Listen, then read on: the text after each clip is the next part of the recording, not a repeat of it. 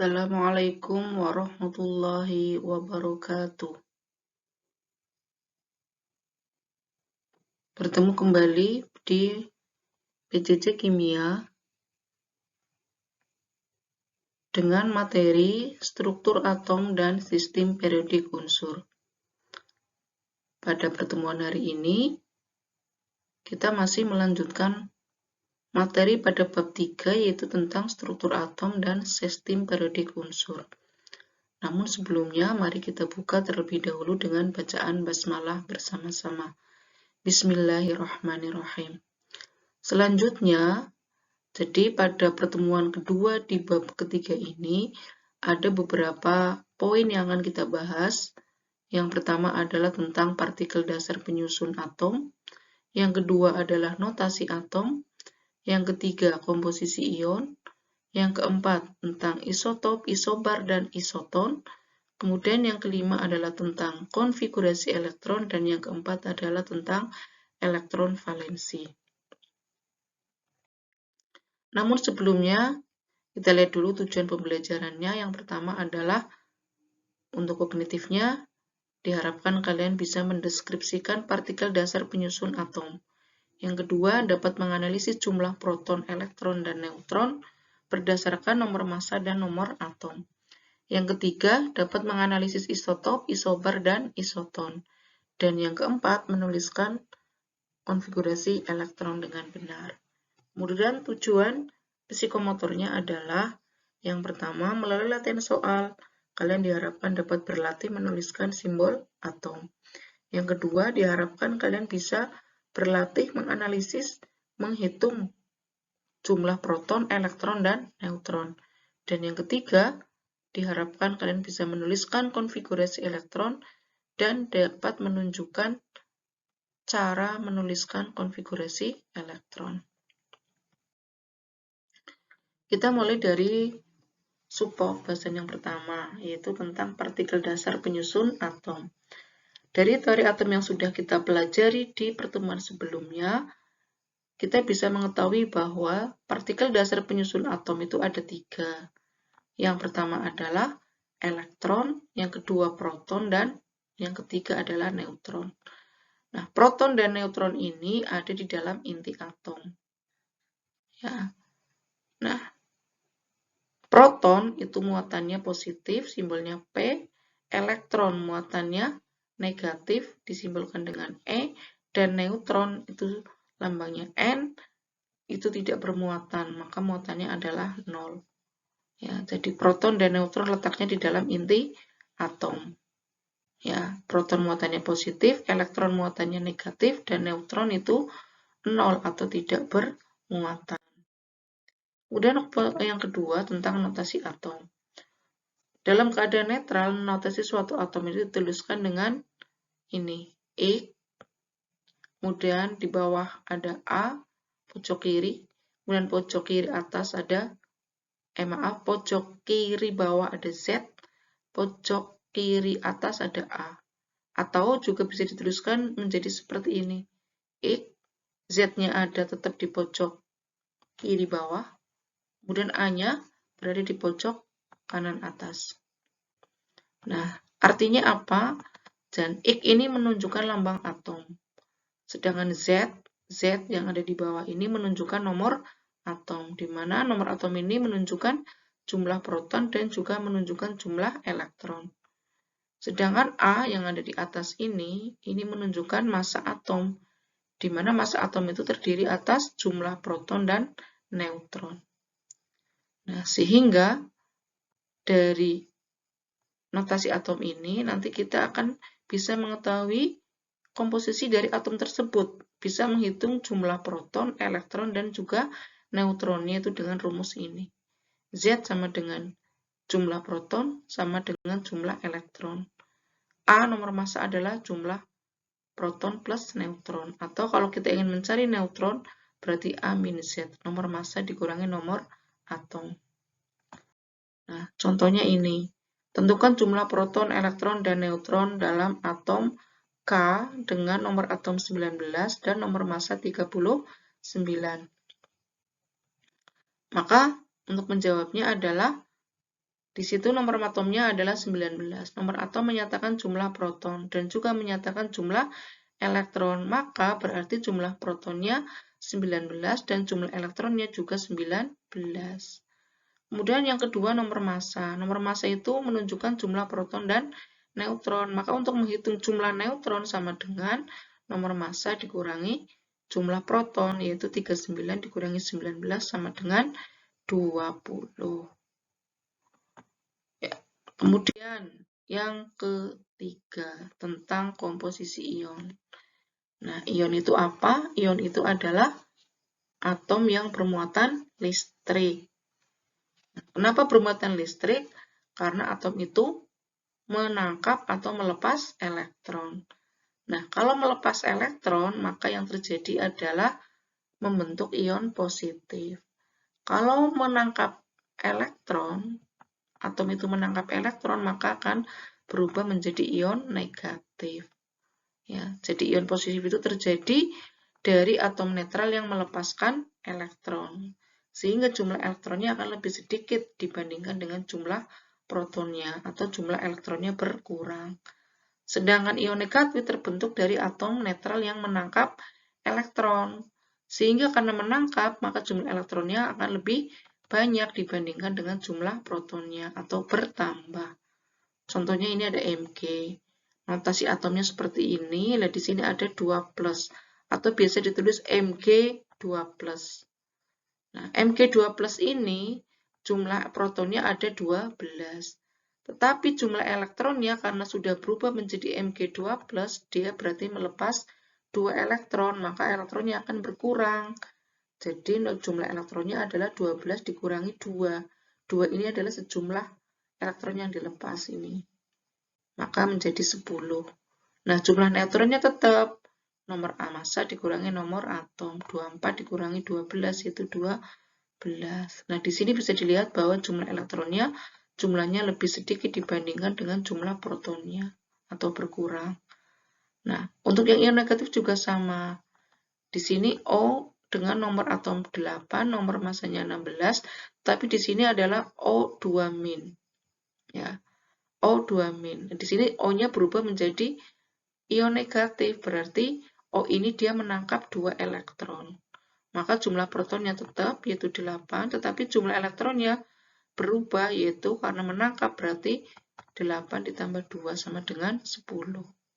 Jumlah neutronnya 16 dikurangi 8 sama dengan 8. Nah, di sini bisa dilihat bahwa jumlah elektron itu lebih banyak atau bertambah dibandingkan dengan jumlah protonnya. Kemudian istilah isotop, isobar, dan isoton. Perbedaannya apa antara isotop, isobar, dan isoton? Isotop itu adalah atom-atom dari unsur yang sama dengan nomor atom sama tetapi nomor massanya berbeda. Contoh di sini ada C. Unsur yang sama. Jadi misalkan C dengan C, O dengan O. C di sini ada 2C dengan nomor atom yang sama, yaitu sama-sama memiliki nomor atom 6, tetapi nomor massanya berbeda, yang satu 12, yang satu 13. Artinya C ini memiliki 2 isotop. Bisa dikatakan C12 dan C13. Kemudian O di sini juga sama, memiliki 8 nomor atomnya, tetapi nomor massanya yang satu 16, yang satu 17. Jadi memiliki 2 isotop, yaitu O16 dan O17.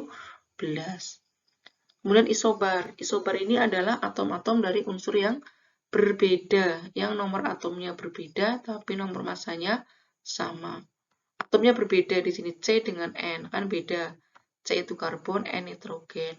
Nomor massanya sama, di sini sama-sama 14. Nomor atomnya beda, C itu 6, N itu nomor atomnya 7. Begitu juga dengan Na dan Mg. Dua-duanya memiliki nomor massa yang sama, yaitu 24, tapi nomor atomnya berbeda, Na 11, Mg 12. Kemudian isoton. Isoton itu adalah atom-atom dari unsur yang berbeda dengan jumlah neutron sama. Bagaimana cara mencari neutron? Cara mencari neutron adalah nomor massa dikurangi nomor atom. C dan N. Ya. C ini jumlah neutronnya adalah 13 dikurangi 6, ada 7. N di sini juga ada 14 dikurangi 7 sama dengan 7. Jadi sama-sama memiliki neutron sebanyak 7, maka C dan N ini disebut sebagai pasangan isoton. Begitu juga dengan Na dan Mg. Ini juga sama-sama memiliki jumlah neutron yang sama, yaitu sama-sama memiliki jumlah neutron 12. Nah, kita masuk pada poin yang kelima tentang konfigurasi elektron.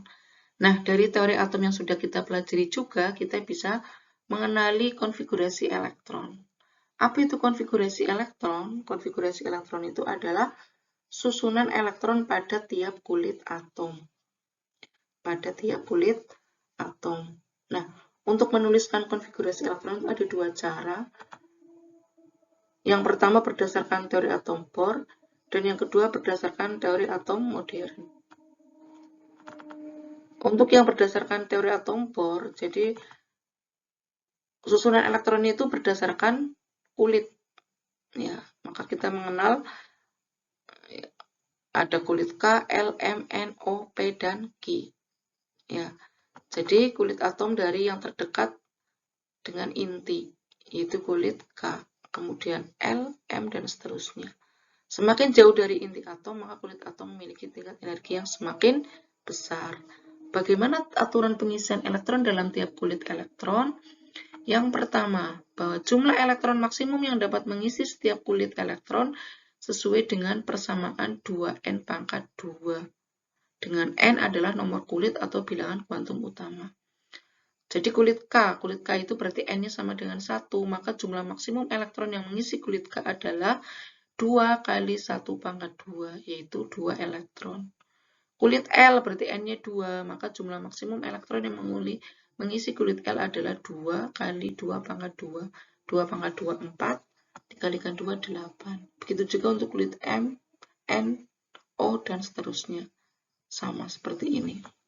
Kulit M maksimal 18, kulit N maksimal 32, nanti kulit M, N, O juga bisa diisi nanti, berarti 2 kali 5 pangkat 2, berarti 50, dan seterusnya. Kemudian yang kedua, jumlah maksimum elektron pada kulit terluarnya adalah 8. Kemudian yang ketiga, elektron mulai mengisi dari tingkat energi yang paling rendah, yaitu mulai dari kulit K. Setelah kulit K terisi penuh 2 elektron, maka elektron mulai mengisi kulit berikutnya, yaitu kulit L, dan seterusnya. Contoh, tentukan konfigurasi elektron tiap kulit dari Na dengan nomor atom 11 dan Br dengan nomor atom 35. Nah, untuk menuliskan konfigurasi elektron, jadi di sini Na nomor atomnya 11, berarti jumlah elektronnya ada 11. Nah, 11 ini tersebar di kulit apa saja? Nah, mula-mula kita isikan di kulit K, yaitu sebanyak 2. Karena maksimum 2, nggak boleh lebih dari 2. Nah, sudah diisikan 2, ada 11, berarti tinggal 11 dikurangi 2 masih ada 9. 9 ini kita isikan di kulit M. M maksimal 8. Kita tuliskan 8, nggak boleh lebih dari 8. Sudah 10. Tinggal berapa? 1. 1 kita tuliskan di kulit M, yaitu sebanyak 1. Kemudian Br, nomor atomnya 35. Berarti jumlah elektronnya ada 35. Sama dengan contoh yang pertama, mula-mula kita isikan di kulit K, 2. Selanjutnya di kulit L, itu 8, karena maksimum 8. Selanjutnya di kulit M, yaitu 18, karena maksimum 8. Nah, sudah berapa ini? Sudah 28, berarti tinggal 7. 7 ini kita tuliskan di kulit berikutnya, yaitu KLMN, yaitu sebanyak 7. Ya. Jadi konfigurasinya seperti ini. Ini di kulit K2, di kulit L 8, kulit M 18, kulit N ada 7. Kemudian konfigurasi elektron menurut teori atom modern. Nah, konfigurasi elektron ini berdasarkan orbital. Maka ada beberapa yang perlu kita perhatikan. Ya, ada tambahan sini. Jadi, bahwa setiap atom terdiri dari subkulit. Nah, subkulit ini ada 4. Subkulit S, P, D, F. Sharp Principle Diffuse Fundamental. SPDF. Jadi bicara subkulit, maka ada 4 subkulit SPDF. Nah, subkulit S maksimum terisi 2 elektron. P maksimum terisi 6 elektron. D maksimum terisi 10 elektron. F maksimum terisi 14 elektron. Dan ini ada aturan Aufbau yang kedua, bahwa menerangkan bahwa pengisian elektron dalam orbital dimulai dari tingkat energi yang paling rendah ke tingkat energi yang paling tinggi. Kemudian aturan Hahn menerangkan bahwa pengisian elektron pada orbital-orbital dengan tingkat energi yang sama, yaitu orbital-orbital pada tingkat tiap subkulit, di mana mula-mula elektron akan menempati orbital secara sendiri-sendiri dengan spin yang paralel, baru kemudian berpasangan. Dan yang terakhir adalah larangan Pauli, yang menyatakan bahwa elektron-elektron dalam satu atom tidak boleh mempunyai 4 bilangan kuantum yang nilainya sama. Nah, pengisian elektron pada orbital ini untuk mudahnya bisa ada tabel begini. Ada 2 kolom di sini, ada kolom kulit dan kolom subkulit. Kolom kulit ada kulit K, L, M, N, O, P, Q. Sedangkan subkulit ada subkulit S, P, D, F. Di sini di kulit K, ini hanya ada satu subkulit yaitu S. Di kulit L ada 2 subkulit yaitu S dan P. Kulit M ada 3 subkulit yaitu S, P, D. Di kulit N ada 4 subkulit yaitu S, P, D, F. Kulit kelima juga S, P, D, F. Kulit keenam ada 3 kulit yaitu S, P, D. Dan kulit ketujuh ada S dan P. Nah, pengisian elektron itu dimulai dari yang tingkat energi terendah yaitu 1S. Setelah 1S, 2S. Setelah 2S, 2P. Setelah 2P, 3S, 3P, 4S, muter ya. 3D, 4P, 5S, setelah 5S, 4D, 5P, 6S, selanjutnya 4F, 5D, 6P, 7S, selanjutnya 5F, 6D, 7P. Ya. Jadi itu tingkat energinya. Di sini ada pangkatnya 2, 2, 6. Ada yang 10, ada yang 14. Nah ini. Kalau S maksimal kan elektronnya tadi 2. Subkulit P maksimal 6. Subkulit D maksimal 10. Subkulit F maksimal 14. Nah, contohnya begini. Contohnya sama. Tentukan konfigurasi elektron dari 11 Na dan 35 Br. Ini juga sama, 11 Na tersebar di subkulit mana saja. Mula-mula kita isikan di subkulit S, 1S pangkat 2. Kulit ke-1, subkulit S.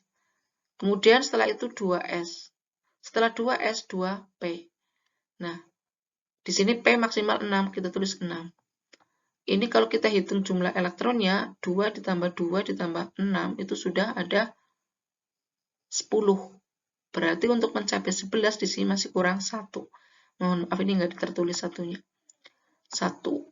Nah, kemudian kita kelompokkan yang angka depannya sama atau kulitnya sama. Jadi 1, 2, 3 itu menunjukkan kulit. SP itu menunjukkan subkulit. Pangkatnya itu menunjukkan jumlah elektron. Jadi di kulit K ada 2 elektron, di kulit L ada 8 elektron, 2 ditambah 6. Kemudian di kulit M ada 1 elektron. Kemudian BR juga sama. BR 35. Jadi kalau semakin banyak nomor atomnya, berarti kan semakin banyak jumlah elektronnya. Maka konfigurasinya akan semakin panjang. Nah, ini juga sama. Mula-mula diisikan di 1S. S maksimal 2. Setelah 1S, 2S. Setelah 2S, 2P. P maksimal 6. Ya diisikan 6. Setelah 2S, 3S. Setelah 3S, 3P. Nah, di sini hati-hati. Setelah 3P, bukan 3D, tapi 4S pangkat 2. Baru setelah itu 3D pangkat 10, karena masih memenuhi. Jadi diisikan 10 maksimum. Nah, kita hitung sudah berapa ini? 10, 20, 30. Masih kurang 5. 5 ditaruh di 4P pangkat 5. Nah, supaya memudahkan ini yang satu kulit kita jadikan satu. Kulit K, kulit L, kulit M, kulit N. Di kulit K ada 2, di kulit L ada 8, di kulit M ada 10, tambah 8, 18, di kulit N ada 2 ditambah 5, 7. Itu begitu. Ya. Kemudian, yang terakhir adalah tentang elektron valensi. Apa itu elektron valensi? Elektron valensi itu adalah elektron pada kulit terluar, di mana elektron valensi hanya boleh mengandung maksimal 8 elektron. Bagaimana cara menentukan elektron valensi? Yaitu dengan menuliskan konfigurasi elektronnya terlebih dahulu. Maka kemudian jumlah elektron pada kulit terluarnya itulah yang disebut dengan elektron valensi. Contohnya tadi sudah di sini, misalkan ada Na 11 elektron, konfigurasinya tadi 281. Maka 1 ini adalah yang disebut sebagai elektron valensi. Begitu juga dengan Br. Br tadi elektron valensinya konfigurasinya adalah 28, 18, 7. Maka berarti elektron valensinya adalah 7. Ya, beberapa contoh yang bisa dipahami ini. Tentukan notasi atom dari atom magnesium dengan nomor atom 12 dan nomor massa 24. Ini mudah saja. Nomor atomnya 24, nomor atomnya 12, nomor massanya 24, magnesium simbolnya Mg, maka notasinya adalah berarti Mg. Nomor atomnya berarti 12 ditaruh di pojok kiri bawah, nomor massanya 24 ditaruh di pojok kanan atas. Jadi ini. Kemudian yang B, atom kalium dengan jumlah proton 19 dan jumlah neutron 20. Kelihatannya nggak bisa, tapi bisa. Ya. Jumlah proton sama dengan jumlah elektron, sama dengan nomor atom. Itu sama dengan Z. Jumlahnya 19. Sedangkan nomor massa ditentukan oleh jumlah proton dan neutron. Jumlah protonnya ada 19, jumlah neutronnya ada 20, jadi 39. Nah, untuk menuliskannya, K itu kan simbolnya, kalium simbolnya K, ya tinggal ditulis saja. K, nomor atomnya tadi 19, nomor massanya 39. Nah, ini notasinya. Ya, jadi walaupun tidak diketahui nomor massa dan nomor atomnya, asal ada jumlah proton dan jumlah neutronnya, itu bisa ditentukan. Kemudian yang kedua, tentukan jumlah proton, elektron, dan neutron dalam atom Cu, nomor massanya 63, nomor atomnya 29. Jumlah protonnya ya sama dengan nomor atomnya, 29. Jumlah elektronnya juga sama dengan jumlah protonnya, yaitu 29 juga. Kemudian jumlah neutronnya, nomor massa dikurangi nomor atom. Nomor massanya 63, nomor atomnya 29, 34. Kemudian yang ketiga, tentukan jumlah proton, elektron, dan neutron dari ion Al3+. Jika nomor atomnya 13 dan nomor massanya 27. Nah, yang ditanyakan adalah jumlah elektron dari Al3+. Ingat, ini bukan lagi atom, tetapi sudah berubah menjadi ion, yaitu ion positif. Karena sudah berubah jadi ion positif, artinya atom Al tadi melepaskan 3 elektronnya. Maka jumlah elektronnya otomatis berkurang karena sudah dilepas banyak 3. Sehingga jumlah elektronnya adalah 13 dikurangi 3, yaitu 10. Jumlah protonnya tetap sesuai dengan nomor atomnya, dan jumlah neutronnya berarti 27 dikurangi 13, ada 14. Nah, begitu juga nanti kalau ionnya berupa ion negatif, maka jumlah elektronnya akan bertambah. Jumlah protonnya sesuai dengan nomor atomnya. Dan yang keempat tentang konfigurasi elektron. Bagaimana cara menentukan konfigurasi elektron dan elektron valensi. Tentukan konfigurasi elektron dari P15, K19, Rb37, dan Kr kripton 36. Caranya sama. P nomor atomnya 15, berarti jumlah elektronnya ada 15, tersebar di mana saja. mula-mula kita isikan di sub kulit S. 1S pangkat 2. Setelah 1S, 2S pangkat 2. Setelah 2S, 2P pangkat 6. Setelah 2P, 3S pangkat 2. Baru 3P pangkat 5. Ini dihitung kalau sudah sampai di sini. Sudah mendekati angka 15, itu kita coba hitung jumlah elektronnya. 10, 12, berarti kan kurang 3. Jadi P ini berarti nggak bisa mencapai 6, hanya 3 saja. Setelah itu, yang kulit ke-1 jadikan 1, kulit kedua jadikan 1, kulit ketiga jadikan 1. Pangkatnya dihitung, itu menunjukkan jumlah elektronnya. Di kulit ke-1 2, kulit kedua ada 8, kulit ketiga ada 5. Maka elektrovalensinya berarti ada 5. Begitu dengan K, ini ada 19. Itu juga sama, cuma ini berarti karena 19 kan lebih banyak, pasti jumlah kulitnya juga akan lebih banyak. 1S pangkat 2, 2S, 2P, 3S, 3P pangkat 6. Sudah berapa ini? 18. Masih kurang 1, maka taruh di 4S pangkat 1.